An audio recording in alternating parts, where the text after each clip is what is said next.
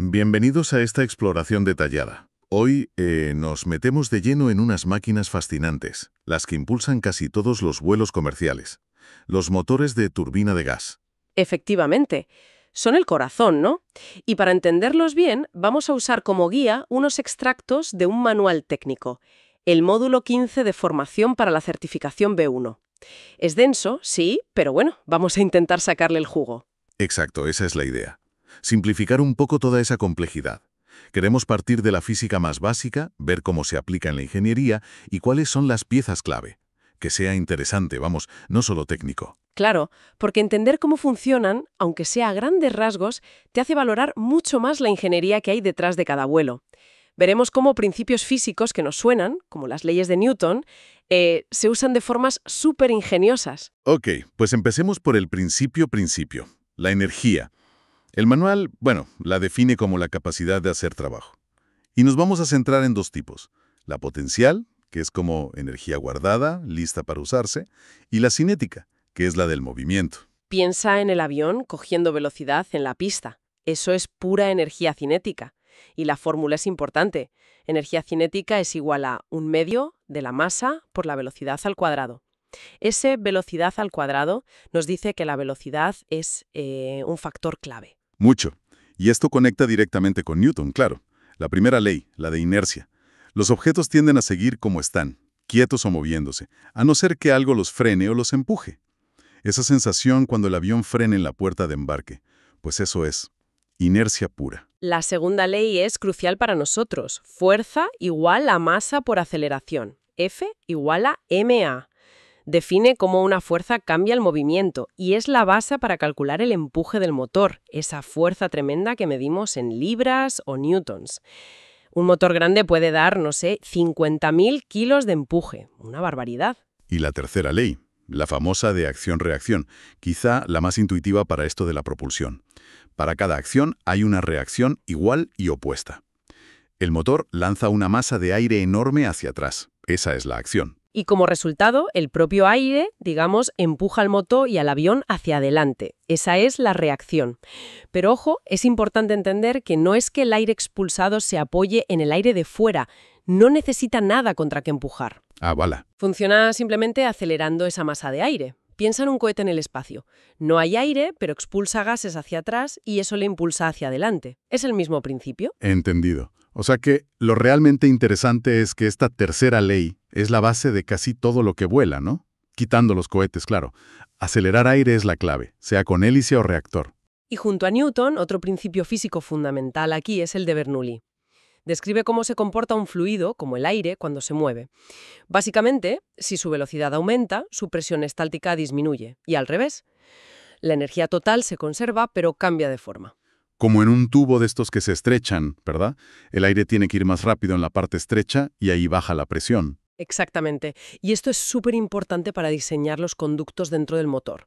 Si quieres acelerar el aire para crear empuje, como en la tobera de escape, usas un conducto convergente, que se estrecha. Si quieres frenarlo y subir la presión, como antes del compresor, usas uno divergente, que se ensancha. Vale. Y para que todo esto funcione, la parte mecánica, digamos, hay conceptos básicos. Fuerza, que ya hemos visto. Trabajo, que es aplicar esa fuerza a lo largo de una distancia. Potencia, que es cómo de rápido haces ese trabajo. Y el par motor, o torque. El par es esa fuerza que hace que algo gire, como cuando aprietas una tuerca con una llave. En el motor, los gases calientes empujan los álabes de la turbina, y eso crea un par, una fuerza de giro en el eje central. Y ese giro es lo que permite hacer trabajo, como mover el compresor, por ejemplo. Aquí es donde todo encaja, ¿no? Bernoulli, Newton, el par, no son conceptos aislados. Determinan cómo se diseña cada componente para que el conjunto funcione y genere empuje de la forma más eficiente posible. La turbina genera par, el compresor consume potencia. Todo está conectado. Y una diferencia clave con los motores de pistón, los de los coches, es que aquí todo es continuo. En un coche las fases, admisión, compresión, etc., ocurren por turnos en el mismo sitio, en el cilindro. Aquí no. Aquí todo pasa a la vez, pero en distintas secciones del motor. Es un flujo constante. Hablemos un poco de los tipos de motores de turbina. El primero, el histórico, fue el turborreactor, o turbojet. Muy simple, pero ruidoso y no muy eficiente a velocidades bajas o medias. Hoy se usa poco. Su estrategia era acelerar poca cantidad de aire a una velocidad muy alta. Luego vino el turbohélice o turboprop. Es una turbina que en lugar de generar empuje directamente, mueve una hélice grande a través de una caja reductora.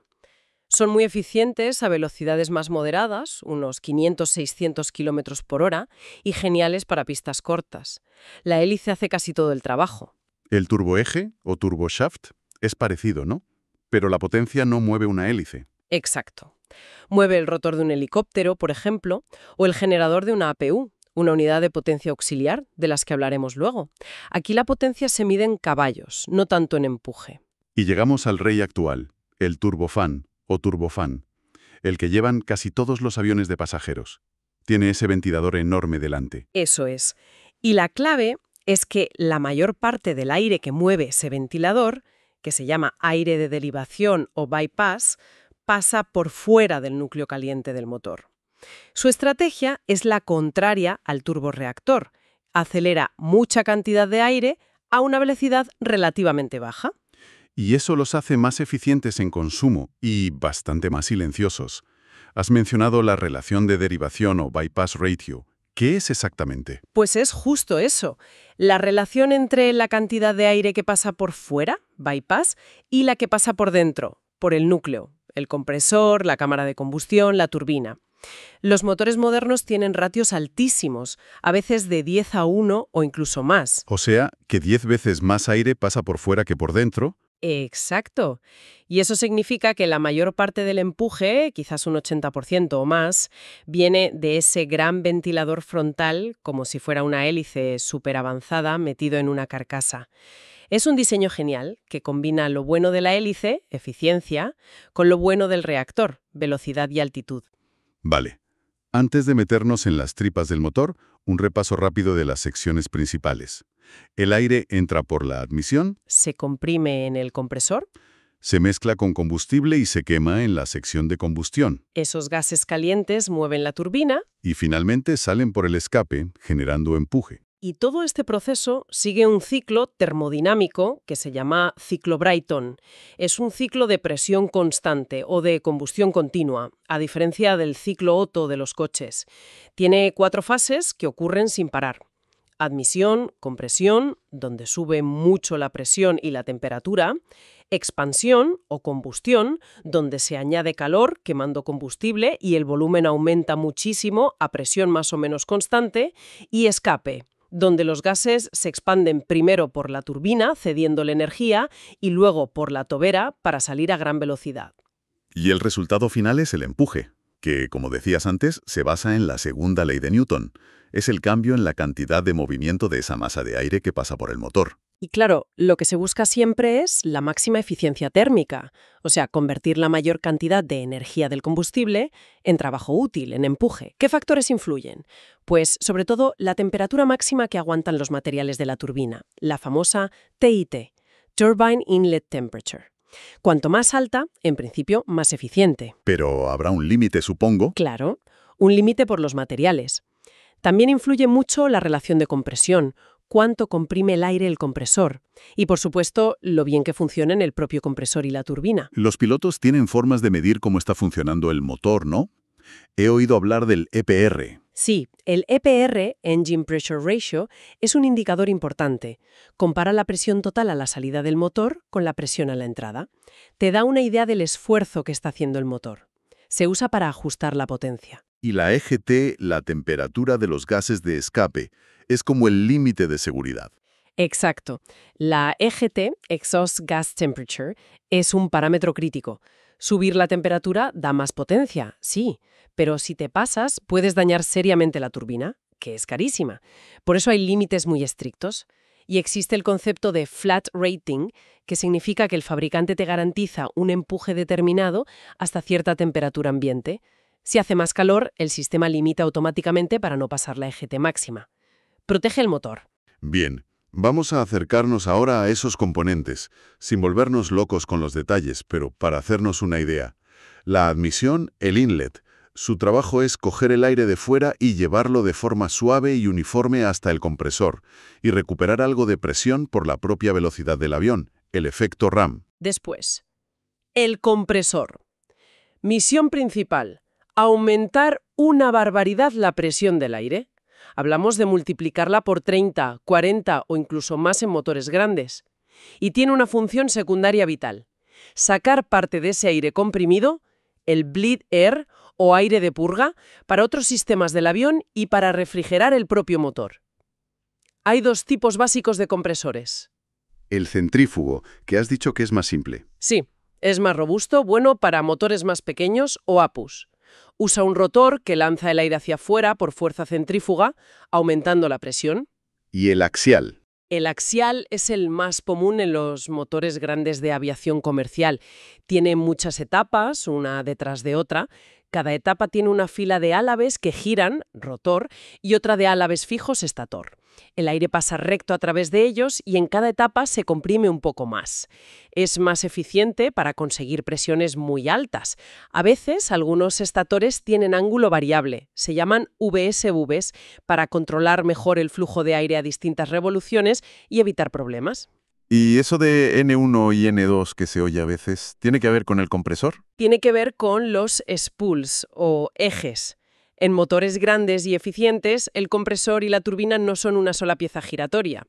Están divididos normalmente en 2 o a veces 3 secciones que giran a velocidades distintas sobre ejes concéntricos. La sección de baja presión, LP, Low Pressure, que suele incluir el gran ventilador frontal y las primeras etapas del compresor, últimas de la turbina, gira a una velocidad N1. Y la sección de alta presión, HP, High Pressure, el núcleo interior gira a otra velocidad mucho mayor, N2. Ah, vale. ¿Y por qué? Para optimizar la eficiencia, cada sección funciona mejor a su velocidad ideal. Es más complejo, pero mejora el rendimiento. Entendido. Después del compresor, con el aire ya muy caliente y a alta presión, llegamos a la sección de combustión. Aquí es donde se añade el combustible. Eso es. Se pulveriza combustible a través de unos inyectores y se mezcla con una parte de ese aire comprimido para quemarse. Pero es curioso, porque la mayor parte del aire que entra en esta sección no se usa para la combustión en sí. Ah, no. ¿Y para qué entonces? Para enfriar. Imagina las temperaturas ahí dentro, miles de grados. La mayor parte del aire, aire secundario y terciario, se usa para refrigerar las paredes de la cámara de combustión y para diluir los gases ardientes antes de que lleguen a la siguiente sección, la turbina. Si no, la turbina se fundiría. La turbina. La que está justo después del fuego. Recibe esos gases súper calientes y a alta presión. Su trabajo es sacarles energía, ¿verdad? Exacto.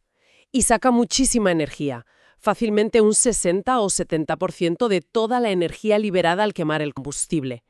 Pero, y esto es importante, la mayor parte de esa energía no es para empujar el avión directamente.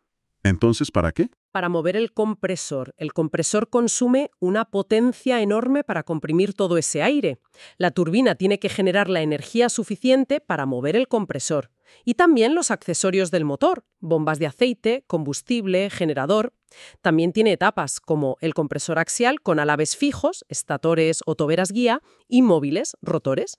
Las condiciones ahí tienen que ser extremas. Temperatura brutal y además girando a toda velocidad. Brutales es poco. Por eso los materiales son aleaciones súper especiales a base de níquel o cobalto y la refrigeración interna de los álabes es absolutamente crítica.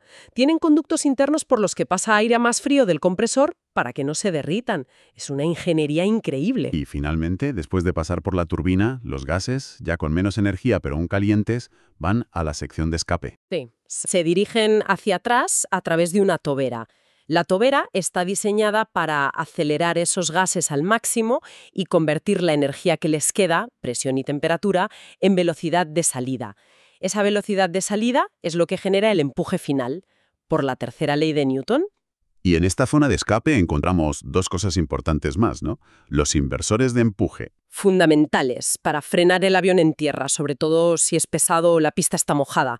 Son mecanismos que bloquean la salida normal del aire o del chorro del fan en los turbofan y lo redirigen hacia adelante. Hay varios diseños, tipo concha o puertas que se abren. Y también los supresores de ruido. Sí, sobre todo en motores más antiguos o en los que el chorro de escape principal es muy potente. Intentan reducir el ruido dividiendo ese chorro caliente en varios chorros más pequeños o mezclándolo con aire frío. Esto cambia la frecuencia del ruido y hace que se perciba como menos molesto. Vale, ya tenemos la estructura principal. Pero para que todo esto funcione necesita sistemas auxiliares, ¿verdad? Como los cojinetes y las juntas. Críticos, los cojinetes, normalmente rodamientos de bolas y rodillos, son los que soportan los ejes que giran a miles y miles de revoluciones por minuto. Tienen que ser súper precisos, aguantar cargas enormes y, por supuesto, estar perfectamente lubricados. Y las juntas, los seals, son igual de importantes para que el aceite no se escape y para mantener la presión del aire donde debe estar. Hay de muchos tipos, de laberinto, que usan aire a presión, de carbón, que sellan por contacto. Es un desafío mantener todo estanco con esas velocidades y temperaturas. Lo que nos lleva directos al sistema de lubricación. El aceite aquí no es como el del coche, no. No, es sintético, muy especial. Tiene que hacer 3 cosas.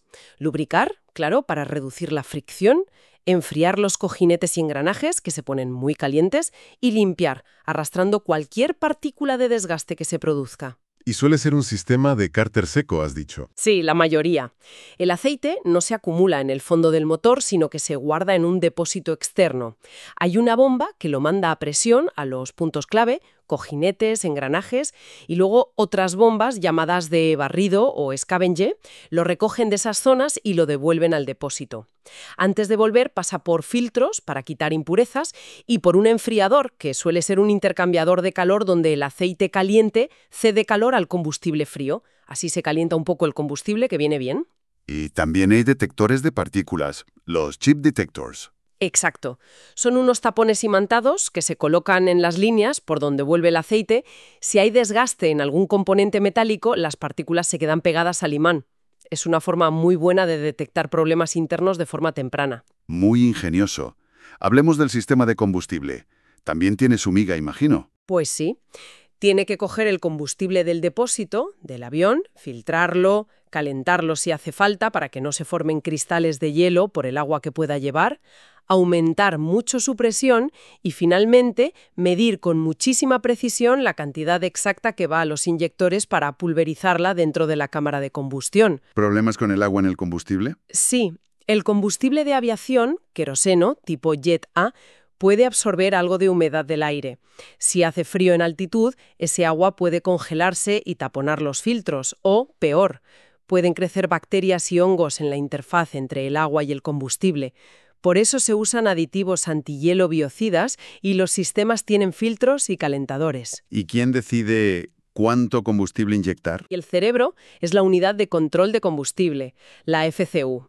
Antes eran sistemas hidromecánicos muy complejos, pero hoy en día casi todos los motores llevan un control electrónico digital, el EEC, que a menudo forma parte de un sistema más grande llamado FADEC, Full Authority Digital Engine Control. Este FADEC recibe la orden del piloto, la posición de la palanca de gases, mira un montón de parámetros del motor, RPM de N1 y N2, temperaturas, presiones, y calcula la cantidad exacta de combustible para dar la potencia pedida sin pasarse de ningún límite. ¿Y el sistema de aire, que ya ha salido varias veces, es más que solo para quemar, ¿no? Muchísimo más.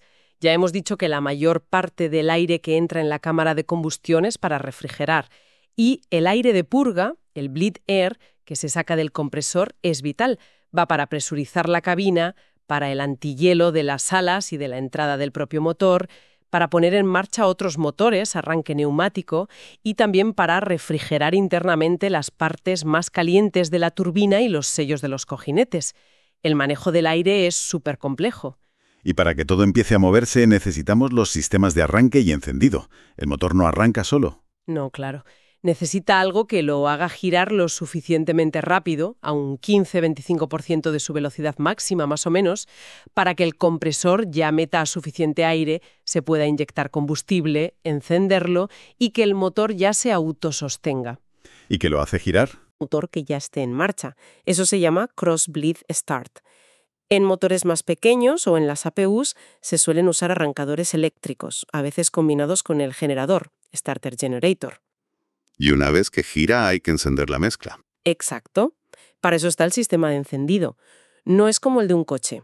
Es un sistema de alta energía, normalmente de descarga de condensador, CDI, que genera una chispa muy, muy potente en unas bujías especiales, llamadas igniters.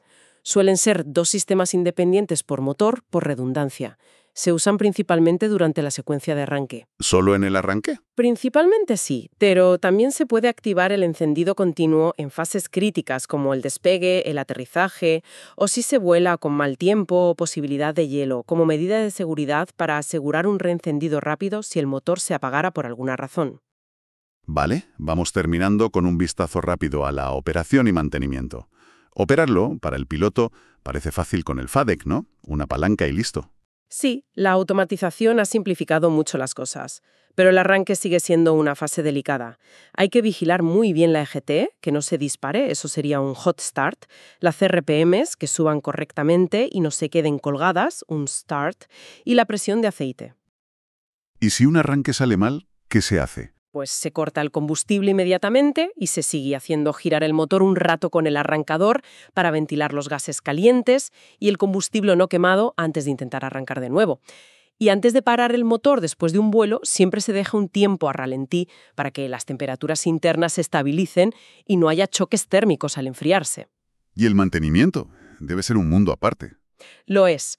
Se suele dividir entre la sección fría, admisión compresor, donde el problema más común es el daño por objetos extraños, el FOD, Foreign Object Damage, y hay que limpiar y revisar los álabes con frecuencia.